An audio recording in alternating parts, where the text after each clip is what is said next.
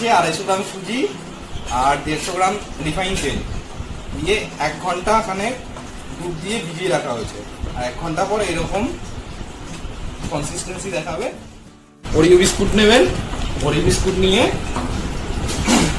মিক্সচারে paste করে নেবেন। একটা ওরিও বিস্কুট 10 টাকার ওরিও বিস্কুটে যথেষ্ট কালার করার জন্য। এটা আমরা মিক্সচারে নিয়ে যাই। তো হয়ে গেছে আমাদের ওরিও বিস্কুটের পেস্ট। এটাকে হাফ ভালো করে পেস্ট গুলিয়ে আমাদের 250 গ্রাম সুজি নেওয়া হয়েছে, তাই 250 গ্রাম সুজির জন্য একটু বেকিং সোডা আপনি দেখতেই পাচ্ছেন যে হাফ চা চামচ আমি নিয়েছি, হাফ টেবিল স্পুন নিয়েছি। তো ওটাকে চালনির মধ্যে দিয়ে দেবো এবং সঙ্গে বেকিং পাউডার আর বেকিং সোডা একই পরিমাণ দেবেন, হাফ টেবিল স্পুন। এটাকে আপনি চেড়ে নেবেন, কেননা বেকিং পাউডার বেকিং সোডা একটু দানাদার হয়ে থাকে, তো এটাকে আমরা তাই চেড়ে নেব। এই দানাগুলো আপনি হাত দিয়ে স্ম্যাশ করে নেবেন। অল্প পরিমাণ ইউজ করবো। এই দেখতে পাচ্ছেন এই কাপটুকুর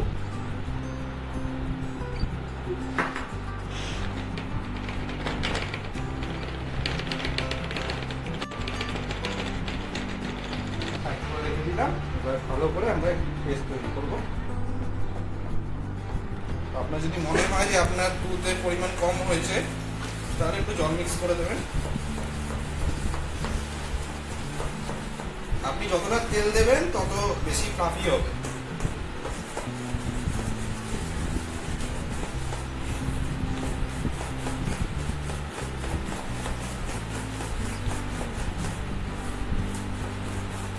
এটা নর্মাল কেক, এর মধ্যে কোনো ড্রাই ফ্রুট আমি এখন অ্যাড করবো না। আপনারা ড্রাই ফ্রুট কুটি যা ইচ্ছা অ্যাড করতে পারেন। ব্লেন্ডার থেকে আপনি ব্যবহার করতে পারেন, এদের একটু তাড়াতাড়ি হয়। আর যদি না থাকে তাহলে চামচ দিয়ে। তো মিক্সচারটা যখন এরকম আপনার মনে হবে ঠিকঠাক হয়ে গেছে, এর মধ্যে যেন কোনো গেলা না থাকে, হ্যাঁ, তো half of the mixture transfer করবেন।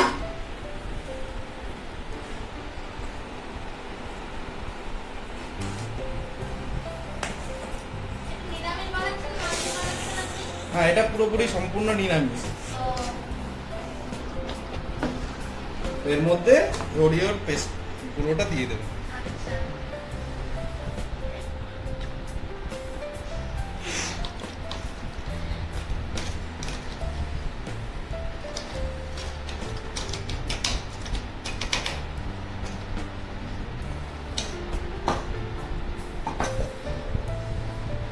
দিয়ে এটা ভালোভাবে মিক্স করে দেবেন।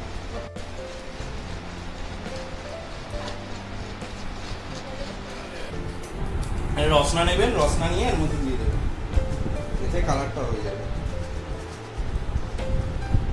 মোটামুটি আপনার ইচ্ছা মতো কালার দেবেন।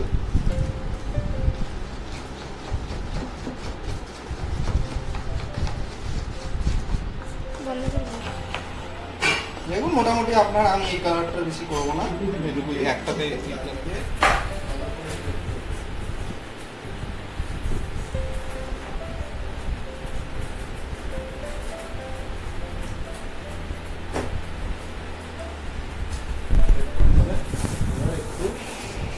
ময়দা ছিটকে দেবেন। এবার একটা পার্চিং পেপার নেবেন, পার্চিং পেপারেও তেল দিয়ে মাখিয়ে নেবেন।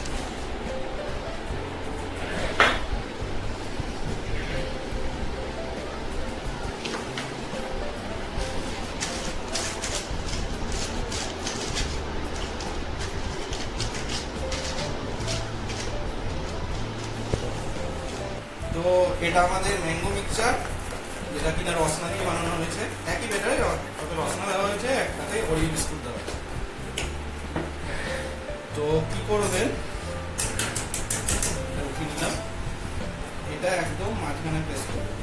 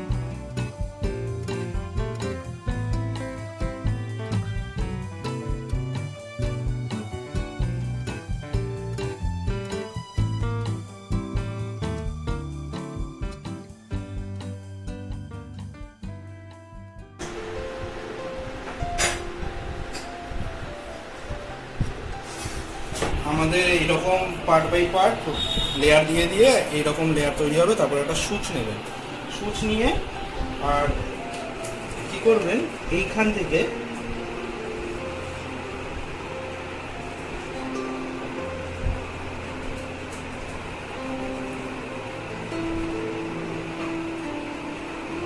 কাটবেন।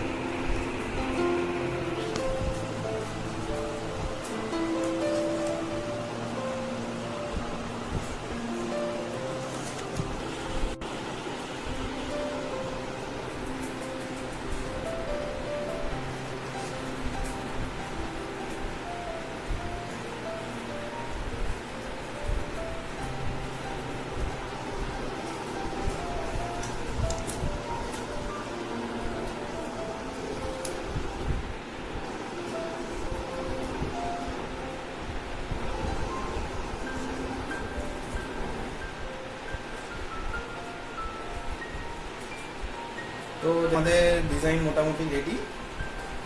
তো এবার আমি হাই হিটে গরম করতে দিয়েছি। তো এইবার আমি এই হাই ফ্লেমে দেওয়া তাওয়ার উপর এটা বসিয়ে দেবো, কখনো ডাইরেক্ট দেবেন না, দিয়ে গরম করতে দেব 5 মিনিটের জন্য।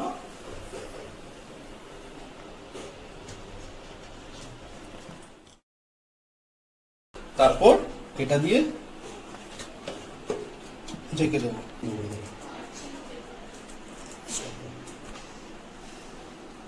এটা দিয়ে এটাকে লক করে দেবো।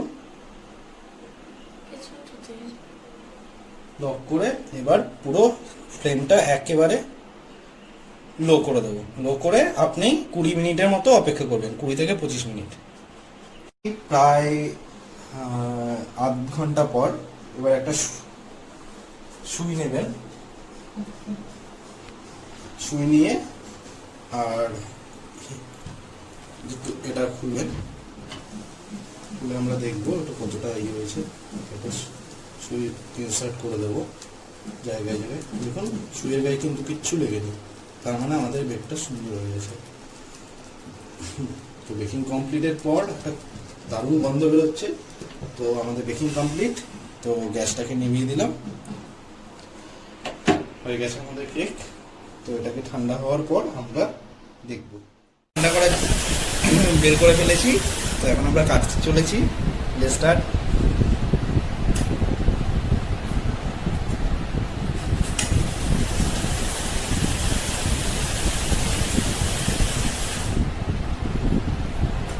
See this picture.